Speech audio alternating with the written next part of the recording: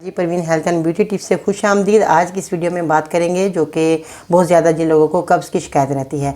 आज बहुत ही निहायत और छोटा सा उम्दा नुस्खा है जो कि मैं आपको बताऊंगी। आप इस्तेमाल करेंगे और आपको बहुत फ़ायदा होने वाला है।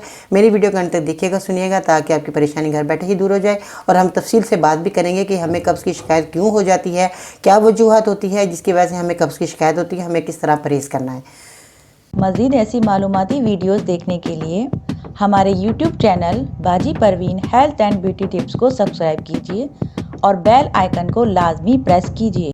जी तो नाज़रीन, कैसे हैं आप? उम्मीद करती हूँ बिल्कुल खैरियत से होंगे। आज इस वीडियो में हम तफसील से बताएंगे कि जिन लोगों को कब्ज़ की शिकायत हो जाती है वो मरीज़ों को क्या करना चाहिए और किस तरह जो है आपने अपने जो है मर्ज़ को, ये जो कब्ज़ की शिकायत हो गई है, इसको कैसे दूर करना है। तो जिन चीज़ों का इस्तेमाल करना है उनको बताने से पहले जल्दी से मेरे चैनल को सब्सक्राइब करें, मेरी वीडियो को लाइक करें, बेल आइकन को दबाना मत भूलिएगा, ताकि इस तरह की मालूमात वीडियो आपके तक पहुंचती रहे और आप जो है मुफीद जो है नुस्खे हासिल करके अपनी बीमारी को दूर करते रहें। तो आज हम जिन चीज़ों का इस्तेमाल कर रहे हैं उसमें सना मक्की जो है बहुत फ़ायदेमंद चीज़ है। इस चीज़ का इस्तेमाल आपने किस तरह करना है ये मैं आपको बताती हूँ। इसके साथ पानी का इस्तेमाल भी करना है और ये दवा आपने किस तरह तैयार करनी है। इन चीज़ों का इस्तेमाल करने के बाद मैं आपको ये भी बताती चलूँ कि ये आपको तकलीफ़ क्यों आती है। इसके असबाब ये होते हैं कि किसी को बलगम की जो है बहुत ज़्यादा कसरत या दीगर वजह से आंतड़ियों की क़ुव्वत मुदाफ़त जो है ज़ईफ़ हो जाती है। तो इस तरह जो है जो मरीज़ होता है उसको बहुत ज़्यादा कमज़ोरी महसूस होती है, कमज़ोर हो जाते हैं मरीज़। और आंतड़ियों की जो मैंने बताया कि जब हमारी आंतड़ियाँ कमज़ोर होती हैं तो हम ज़्यादा से ज़्यादा खुश्क चीज़ों का इस्तेमाल करते रहते हैं। जब हम खुश्क चीज़ों का इस्तेमाल करेंगे तो हमारी आंतड़ियों में ज़ख़म भी हो सकते हैं और जो कि बहुत ज़्यादा हमें तकलीफ़ देगी। जैसे ही हम खाना खाएँगे तो ऐसे लगेगा जैसे हमारे ज़ख़म पे कहीं जाकर खाना लग गया है, तो हम खाना पीना छोड़ देते हैं। तो आपको पहले वक्तों में लोग कहते थे कि ये कब्ज़ जो होना बहुत ज़्यादा बीमारियों की माँ है। तो इसलिए जब हमारी कब्ज़ होती है तो हमें बहुत ज़्यादा जो है जिगर का मसला आता है, हमें बवासीर का मसला हो जाता है, खूनी बादी में बवासीर हो जाती है और हमारे सर में दर्द बहुत ज़्यादा होता है, हमें चक्कर आना शुरू हो जाते हैं, गैस जो है हमारी नहीं खारिज हो पाती। जब हमें गैस खारिज नहीं होती तो हमारे दिमाग का जो है चक्कर आना, दिमाग में दर्द होना, आंखों के आगे अंधेरा आ जाना, ये सारे मसले जो हैं हमारे को आते हैं। और हमारा खाना जो है वो हज़म नहीं कर पाता मैदा, या मैदा हमारा डिस्टर्ब हो जाता है तो हमें बहुत ज़्यादा परेशानी उठानी पड़ती है। तो इसमें जो है मरीज़ बहुत ज़्यादा कमज़ोरी महसूस करता है और मरीज़ जो है अपने आप को इतना नाढाल हो जाता है, मरीज़ अपने आप को समझता है कि मैं बहुत ज़्यादा बीमार हूँ और मेरी ये परेशानी ख़त्म नहीं होगी। आपने परेशानी हो ना, आपकी ये परेशानी ज़रूर ख़त्म होगी। इसमें जिन चीज़ों का इस्तेमाल करना है वो सना मक्की का आपने इस्तेमाल करना है। ये सना मक्की आपको पंसार की दुकान से आसानी से मिल जाएगी, क्योंकि इसमें अल्लाह ताला ने बहुत ज़्यादा इसमें अफादियत रखी है। एक गिलास पानी लेना है। मैं आपको तरीका बताती हूँ कि आपने इन चीज़ों का इस्तेमाल किस तरह करना है। आप सबसे पहले तो मेरे चैनल को सब्सक्राइब करें, वीडियो को लाइक करें, बेल आइकन को दबाना मत भूलिएगा। इस तरह की मालूमात वीडियो आप तक जल्द अज जल्द पहुँचती रहे और आप मुफीद जो है नुस्खे हासिल करके अपनी बीमारी को दूर कर सकते हैं। अब आपने एक गिलास पानी ले लिया। सना मक्खी का आप पाउडर बना लीजिएगा, या आप इसी तरह ही पत्ते जो है आप साबुत ले सकते हैं। डंडियाँ आपने हरगिज़ नहीं लेनी, आपने पत्ते ही इस्तेमाल करने हैं, क्योंकि जो डंडियाँ होती हैं वो थोड़ा पेट में दर्द कर देती हैं। इसलिए आपने इस तरह के पत्ते ही आपने हासिल करने हैं और डंडियों को फेंक देना है। अब आपने क्या करना है, सना मक्खी का जैसे मैंने बताया कि पाउडर बनाए या साबुत इस तरह के पत्ते लेकर एक चम्मच आपने, एक गिलास पानी आपने ले लेना है। एक गिलास पानी के अंदर आपने ये जो सना मक्खी का पत्ते हैं ये आपने डाल देने हैं और 1 घंटे के लिए आपने इसको भिगो कर रख देना है। जब ये भीगे रहेंगे तो फिर आपने क्या करना है, इसको उबाल कर आधा गिलास, जब आपका गिलास पानी पक जाए तो आपका आधा गिलास रह जाए तो आपने इसको छान लेना है। छानने के बाद आपने 1 चम्मच आपने खालिस शहद आपने इसके अंदर मिलाकर आपने मरीज़ को पिलाना है। शहद जो है आपका खालिस होना बहुत ज़रूरी है। अगर शहद आपका खालिस होगा तो ये दवा आपको इतनी फ़ायदा देगी कि आप फ़ौरन ही आपको हजामत आना शुरू हो जाएगी, क्योंकि शहद हमारे पास आजकल खालिस नहीं मिलते। आप किसी ईमानदार बंदे से शहद का इसे जो है वो इंतज़ाम करें कि हमें शहद खालिस मिल जाए। अगर नज़र के सामने शहद आपको मिले तो क्या ही बात है। तो आप जो है शहद का जो है आपने बहुत ज़्यादा सोच समझ कर जो है फ़ैसला करना है कि हमें शहद कहाँ से मिलेगा और हमें जो है ये शहद का इस्तेमाल हमें जो है इसमें करना है और हमें फ़ायदा हासिल करना है।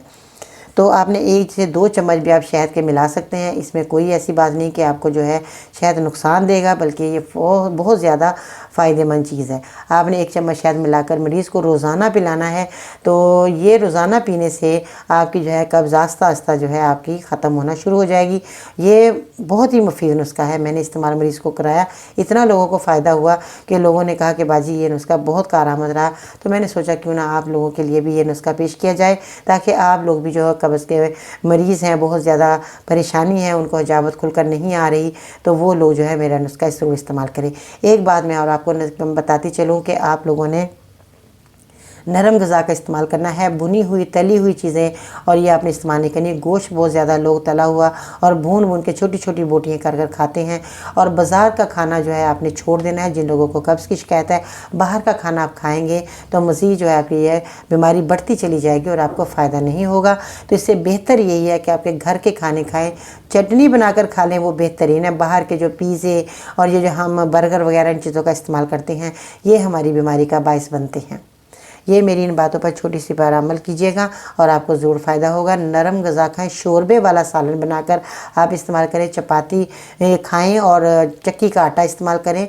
और ये चिकना आटा हम इस्तेमाल करते हैं, जैसे फ़ाइन आटा है, ये आपने इस्तेमाल नहीं करना। रबड़ बन जाती, चपता नहीं है और जो है हम चबाते ही रहते हैं और वो जो है रोटी हमें हज़म नहीं होती। हमारी आंतों में दर्द शुरू हो जाता है, हमारे मैदे में दर्द शुरू हो जाता है। इसलिए जो है लोगों को, मैं जानती हूँ कि लोग जानते हैं कि भी हम जो है बहुत सफ़ेद रोटी खा रहे हैं, हमें मज़े की रोटी लगती है, मगर ये आपके लिए बहुत ही नुकसानदेह है। आप जो है चक्की का आटा, गंदम का आटा आप इस्तेमाल करें, चक्की से लाएं। और जो है जिनके पास चक्की नहीं है तो गंदम का आटा बाज़ार में मिल जाता है। और ज़्यादा कोशिश करें कि आप गंदम लेकर वो पिसवाया करें। मैं तो हर साल गंदम लेती हूँ और उसको साफ़ सुथरा करती हूँ धो के, और फिर हम जो है चक्की पे पिसवाते हैं। इतनी मज़े की रोटी बनती, इतनी प्यारी फूलती भी है और मज़ा आ जाता है रोटी खाने के। बंदा एक की बजाय जो है आधी और खाने को दिल चाहता है कि हम एक और रोटी खा लें, मगर हमें जो है लिमिट से हर ग़िज़ा खानी चाहिए और इत्तेदाल के साथ खानी चाहिए, ताकि हमारे को जो है फ़ायदा हो जाए, हमें जो है बीमारी ना लगे। अगर आप एक पराठा खाते हैं तो आधा पराठा खा लें, तो अगर आप 1-2 रोटी खाते हैं तो 1 रोटी खा लें। इस तरह जो है आपको हर खाना इत्तेदाल के साथ खाना चाहिए, ताकि आपके लिए वो जो खाना है आपको जो है बीमारी ना बने, आपको शफ़ा वो खाना दे और आप जो है तंदुरुस्त और तवाना नज़र आएँ। ठीक है जी, आपने ये मेरा छोटा सा ये काम ज़रूर करना है। मेरी बातों पर ज़रूर अमल कीजिएगा और सुबह को नीम गर्म पानी का ज़रूर इस्तेमाल करना है। ये मैं हर वीडियो में कहती हूँ कि आप नीम गर्म पानी सुबह के टाइम निहार मुँह अगर आप नीम गर्म पानी का इस्तेमाल करते हैं तो ये आपके लिए बेस्ट है, क्योंकि इसमें जोड़ों का दर्द हमारा दूर होता है, पेट का दर्द चला जाता है, मैदा हमारा जो खाना हज़म करना शुरू कर देता है, और जो है हमारे को सर दर्द और मज़ीद हमारे जो है जब पेट का निज़ाम ठीक रहेगा तो हमें कोई भी बीमारी हमें आ ही नहीं सकती। आप ये अमल करके ज़रूर कीजिएगा, बात मेरी पर अमल ज़रूर करना है। तो इंशाअल्लाह ताला फिर मिलते हैं नई वीडियो में। चलते चलते आपने मेरे चैनल को सब्सक्राइब करते जाना है, वीडियो को लाइक करें, बेल आइकन को दबाना मत भूलिएगा और अपना फीडबैक शेयर करना मत भूलिएगा। और एक बात भी बहुत अच्छी याद आ गई, सब्र, शुक्र, ज़िक्र और फ़िक्र चारों बहुत बड़ा दर्जा रखते हैं। सब्र जो है वो मुश्किल को टालता है, शुक्र नेमत को बढ़ाता है, ज़िक्र दर्जात को बुलंद करता है, फ़िक्र गुनाहों से रोकता है। तो ये आज की बहुत अच्छी बात है। आपने जो है दोस्तों को ज़रूर बताना है, दूसरों को शेयर किया करें मेरी वीडियो, ताकि वो भी लोग जो है ये इस दवा से, इन अच्छी बातों से अमल करके अपने आप को संवार सकें। अपना ख्याल रखिएगा, फिर मिलते हैं नई वीडियो में। तब तक के लिए अल्लाह निगहबान।